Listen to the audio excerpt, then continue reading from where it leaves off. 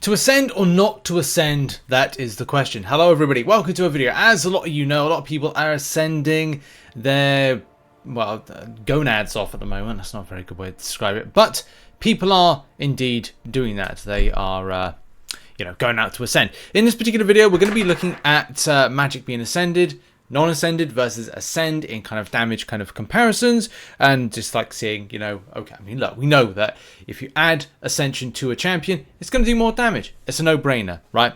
But for this particular video, we're going to be trying out a little synergy with Magik, and this is kind of like a thing where we're talking about some things that I found shortly. So just quickly to access this particular synergy, which is the one I'm using right now, I've got Invisible Woman on, which has Passive Fury, Prowess, Regeneration, Destructible, and Limbo effects last 10% longer. Can be quite helpful. And also with Warlocks, we've got attack ratings increased by 50% while in Limbo. And then also we've got this one here, Another Dimension, which is Magik while the opponent has 0 power, gain a Fury buff, increasing attack rating by 15%. And finally, Morningstar, which has that 500 critical rating and 500 critical damage while Limbo is active. So that's kind of the way of the play. And we'll talk about what I'm doing with some stuff in a minute. Let's kind of roll some footage. So here we go with the footage. First of all, starting off with the Winter Soldier fight, we're going to look at Shooting Star fight, we're going to look at Labyrinth of Legends fight to a degree, and also a few other fights as well. So just to kick things off, this is without Ascension. So I've not ascended at this moment in time, and the reason being is that, well, I just need to test some stuff out. Look, the thing that I learned very quickly is the synergy is going to be incredibly important for more damage, but from a usage of the champion, it still holds up as a key element to this. So it's like, look, without the Ascension, champion just doesn't do much in the way of damage. It's kind of disappointing. But here's the thing, there's no 6-star version. I'm concerned Kabam will throw a 6-star version in. The same way, as I have said in previous content, I do think Kabam will now, when the 7 stars come in, put 6-star versions of Magik and Quake. And then it's going to feel like this Ascension is sort of wasted unless Kabam are deciding at a certain rarity point that they're not going to do it. But I don't know with Kabam. I thought that about Blade, and then, he's that. In any case, so we've got ascended footage on screen right now, and this is fine. Look, when you use the synergy, it is very dependent on you power locking and keeping your enemy champions at 0. And with the champion as well, like questing, as you can see here, this is from a Shooting Star quest. It is just alright. Like, it's alright. Like, a lot of the time, 5 stars seem to feel like they're getting some kind of, like, damage through the block. But this seemed to hold its own. Now, that doesn't mean to say it's going to be the same for everything. I still use 5 stars. I use 5-star Nick Fury. And I think I might even start using Magik in some, quests, like monthly stuff. But yeah, like, this is the thing that I wanted to kind of test out. It's just being able to suppress a load of, buffs. Because that's the thing as well, like, okay, well, let's indeed kind of like get an enemy champion. I mean, look at that. The power control off of Magik is just sublime. Like, I really do like Magik's power control, but I've always felt like it was lacking a 6-star version just to kind of like help with that level of potency. And the great thing about this is it holds up. The 5-star Ascended, which you can see in a minute, we're going to throw an SP3. I was actually thinking SP3 would do a bit more damage than this one, but that's, you can't always get what you want. Like, we're 28%, 26%, down to a certain amount of percent there. So maybe I needed to get more buffs. And that's the thing, the more buffs on the enemy, the more you can interact with it, throwing your SP1 and stuff. But champion holds up with 60 hits to take the enemy down.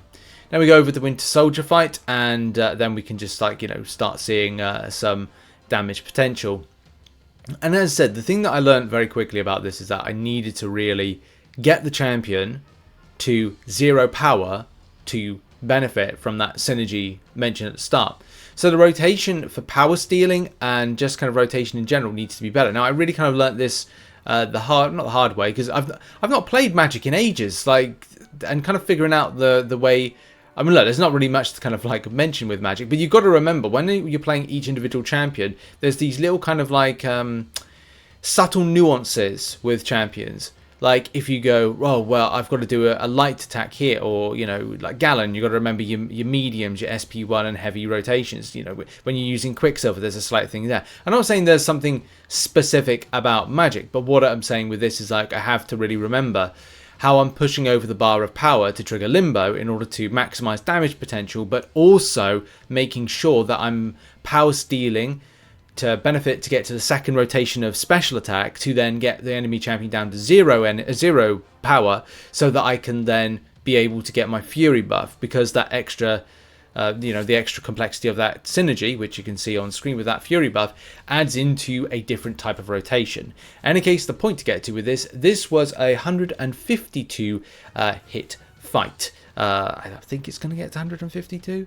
But in any case, there's some good damage numbers right there. You know, this SP2, 26k. Like, there's some good stuff. Like, this is equal to a rank 2 6-star, and is definitely showcasing that is, you know, good enough. And that's something that I think we can all be happy with the way Ascension's going. I don't know if people were expecting something dramatic from it, but that's just the thing, isn't it? Like, if you're expecting Ascension to be dramatically different, then I don't think you ever kind of thought, because look, the 22% rate, I think it's 22% for a 5-star rating, a 5-star kind of going up.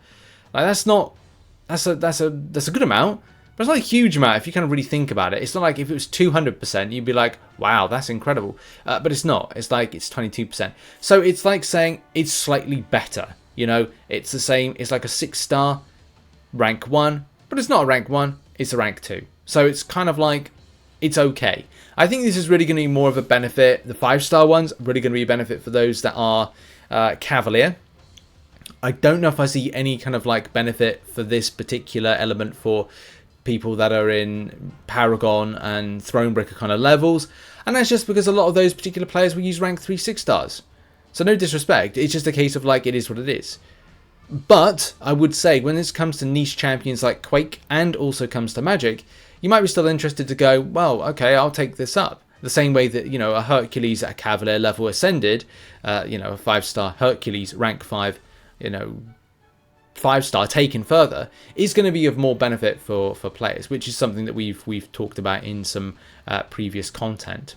In any case, let's wrap up this particular Cat Marvel Classic fight, as yeah, a lot of fun was had with this. It was certainly nice to break out Magik and do a lot more damage, do some nice rotations. That was a 50k plus SB2, but Assassin kicked in, and hey, we like to see those particular things. And that's been a video. What are your thoughts on Ascension so far? Have you ascended any? Who have you ascended? Put it in the comment section down below. I wish you a good day, and more content to come. I've got tons of videos to make on stuff. Got to get involved with the Thronebreaker difficulty, do a guide for that, and then we're going to do the Paragon Gauntlet, and then more stuff when it comes to the side quest. In any case, keep locked to the channel, more content on the way. Cheers everybody, have a great day, bye bye.